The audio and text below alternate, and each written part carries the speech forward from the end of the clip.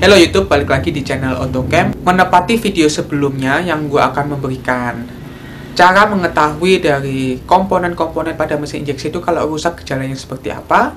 Pada video kali ini gue akan membahas itu semua. Namun pada video kali ini gue tidak akan memberikan gambar dari sensor-sensor seperti apa, karena gue udah memberikan gambar-gambar itu di video sebelumnya. Kalian bisa tonton dulu video sebelum ini mengenai komponen-komponen pada mesin injeksi ya. Jadi kalian bisa cek channel ini. Oke, kita akan langsung aja bahas kerusakan dan akibatnya apa yang ditimbulkan jika suatu sensor dari mesin injeksi itu mengalami kerusakan.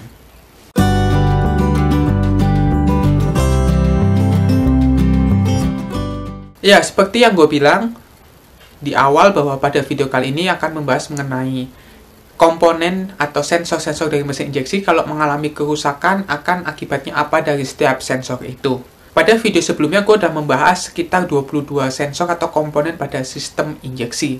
Oke, pada video kali ini gue akan membahas 22 sensor itu kembali. Jika mengalami kerusakan, akibat yang ditimbulkan seperti apa. Yang pertama adalah si aki sendiri. Kita udah sangat jelas bahwa aki adalah sebagai penyuplai listrik. Jika aki mengalami kerusakan atau drop, artinya sistem injeksi tidak akan dapat bekerja karena suatu sistem injeksi memerlukan tegangan yang konstan di 12 volt bahkan lebih. Artinya jika aki kita dalam kondisi di bawah 12 volt seperti 10 volt atau bahkan 9 volt, tentu sistem injeksi kita nggak akan bisa bekerja dan starter pun biasanya nggak akan ngangkat. Jadi ini akibat dari suatu aki yang drop pada mesin injeksi. Kemudian yang kedua, ECU ya. ECU atau ESU ini merupakan otaknya ya. Kalau mengalami kerusakan, akibat yang ditimbulkan tuh apa? Biasanya mesin tetap mau nyala tapi suka mati saat udah panas karena si ESU-nya panas dan mati. Itu yang pertama. Yang kedua, mesin benar-benar nggak mau nyala karena pengapian dan sinyal ke injektor hilang, benar-benar hilang total. Ini juga bisa diakibatkan oleh si ESU mati. Kemudian yang ketiga, cara tahu ESU itu mati atau ESU itu rusak biasanya saat kita kontak on kan check engine nyala. Lah ini check engine-nya mati karena si ESU mati nggak ngasih sinyal ke indikator atau instrumen pada speedo kita. Itu 3 akibatnya. Kemudian yang ketiga, CKP atau crankshaft position sensor. Jika sensor ini rusak, maka pengapian dan sinyal ke injektor akan hilang. Dalam arti mesin nggak bakalan mau nyala walaupun tetap di cranking, tetap muter ya kan. Yang keempat, ECT atau engine coolant temperature. Kalau sensor ini rusak, yang jelas pasti bahan bakarnya akan ngaco saat mesin dingin atau mesin panas akan ngaco. Nah, biasa kalau ECT ini rusak saat mesin dingin kita hidupin, mesin itu agak merebet gitu, agak goyang karena ESU juga bingung ngasih suplai bahan bakarnya seperti apa karena suhu mesin yang dideteksi nggak bisa didapat atau nggak ada sinyal untuk mendeteksi suhu mesin ini dalam kondisi seperti apa.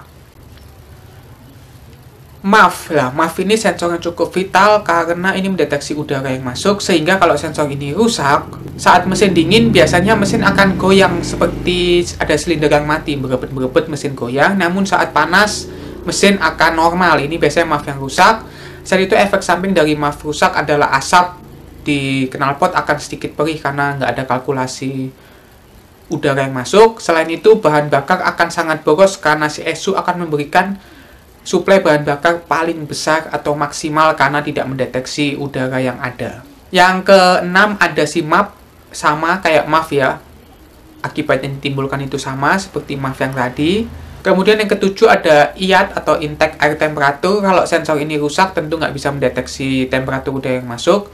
Biasanya efeknya akan ke tenaga mesin yang nggak enak saat kondisi dingin atau kondisi udara panas. Jadi saat malam atau saat pagi akan ada rasa nggak enaknya. Selain itu, konsumsi bahan bakar juga akan sedikit boros dan asap agak perih biasanya kalau si IAT ini rusak. Yang ke-8, knocking sensor. Sensor ini sebenarnya kalau nggak sampai knocking sih sebenarnya nggak masalah. Tapi kalau mesin sampai ngalamin knocking, akhirnya mesin akan ngelitik. Itu akibat dari knocking sensor yang rusak. Namun kalau knocking sensor rusak pun, kalau memang mesinnya nggak knocking, sebenarnya nggak akan ada efek dari mesin itu sendiri. Kecuali mesinnya memang mengalami knocking sehingga akan ngelitik akibatnya. Yang ke-9, O2 sensor. O2 sensor kalau rusak itu biasanya nggak ada efek di mesin ya. Dalam arti mesinnya tetap bisa jalan normal.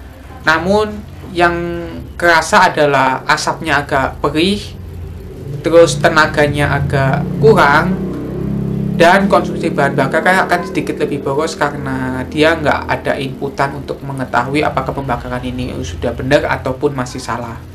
Yang ke-10 TPS atau throttle position sensor ya. Sesuai namanya sebagai pendeteksi dari katup kupu-kupu itu bukanya seberapa. Kalau sensor ini rusak, biasanya saat kita gas itu nggak karuan mesin itu ya, goyang aja nggak karu-karuan. Mau mesin dingin mau mesin panas goyang kayak nggak sinkron aja karena kita buka gas seberapa, dideteksi seberapa, sehingga kalkulasinya akan sangat ngaco dan biasanya mesin nggak mau digas dan nggak ada tenaga. Karena saat kita udah buka gas gede tapi throttle mendeteksi yang bukaan kecil, sehingga bahan bakar yang dikasih sangat dikit, sehingga mesin akan lemes dan nggak ada tenaga. Ini biasanya TPS. Begitu juga kebalikannya, biasanya kita nggak gas, dia mendeteksi bukaan gas tinggi sehingga bahan bakar dikasih suplai yang banyak, mesin pincang-pincang nggak karuan, asap hitam karena terlalu banyak bahan bakar. Ini efek dari TPS yang rusak.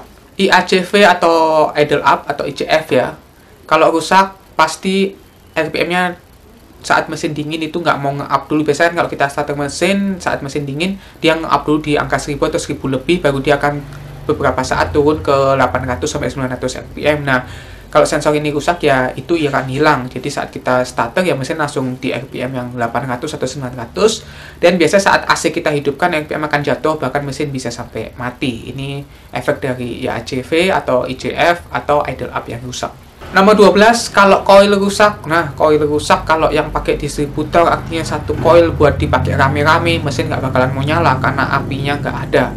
Ataupun kalau apinya ada kecil tetap nggak mau nyala, jadi mesin injeksi ini butuh apinya yang gede. Kalau api kecil nggak bakalan mau nyala, karena ini pengalaman gue seperti itu. Walaupun ada api di busi, tapi kalau kecil mesin nggak mau nyala, jadi dia milih lah ya. Nah, kalau yang coilnya setiap satu silinder satu coil, kalau salah satu mati tentu mesinnya akan pincang karena satu silinder itu mati. Itu akibat yang ditimbulkan dari coil mati. Yang ke-11 distributor ya. Kalau distributor rusak, ini banyak arti ya rusak. Apakah pecah, apakah karbon di dalam distributor itu habis. Kalau pecah biasanya akan ada kebocoran arus listrik dan ini cukup beresiko. Kalau sampai ada seperti itu, takutnya berbahan bakar dan bisa kebakaran akibatnya ya. Namun kalau karbonnya habis artinya nggak nyampe sinyalnya, sehingga nggak nyampe itu pengapian sampai ke busi. Yang nomor 12 kabel busi dan kabel tegangan tinggi. Kalau bocor juga sama resiko karena itu tegangan tinggi, kalau nyamber bensin bisa kebakaran. Kalau putus ya udah nggak nyampe listrik antara si coil ke distributor nggak nyampe, atau distributor yang ke busi nggak nyampe. CMP atau camshaft position sensor ini sensor pengganti distributor kalau yang udah nggak pakai distributor.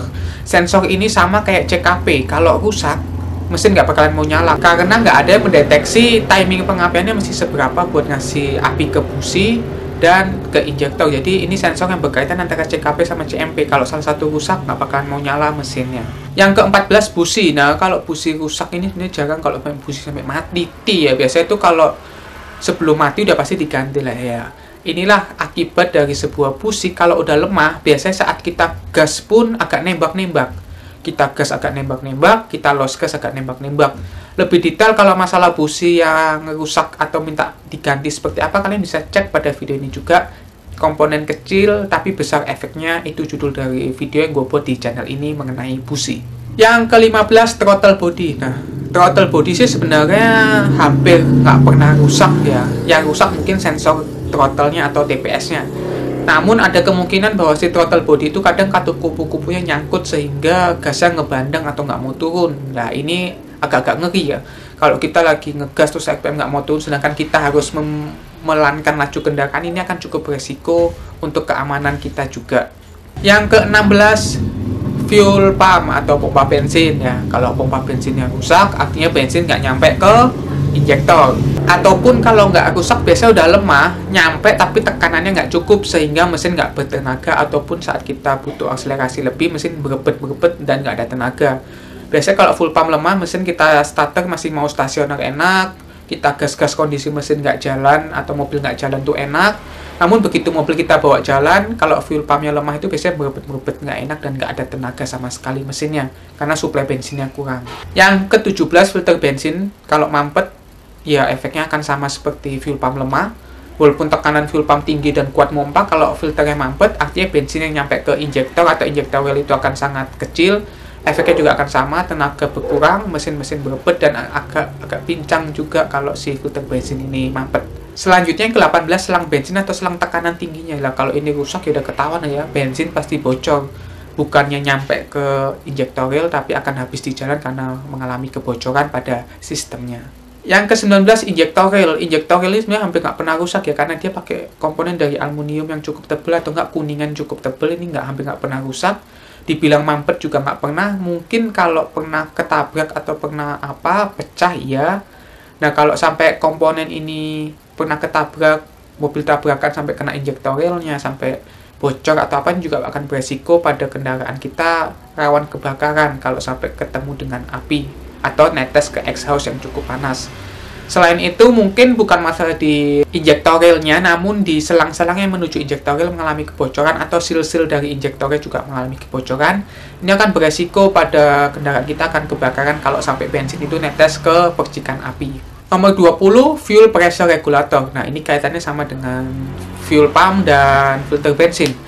Kalau fuel pressure regulator kita rusak, nah kalau rusaknya gini, kalau rusaknya dia ngunci atau nggak mau ngebuka, ada untungnya. Dalam arti nggak akan berasa di mesin, tenaga tetap enak, performa tetap oke, karena ngunci artinya tekanan ditahan di situ nggak bakalan turun.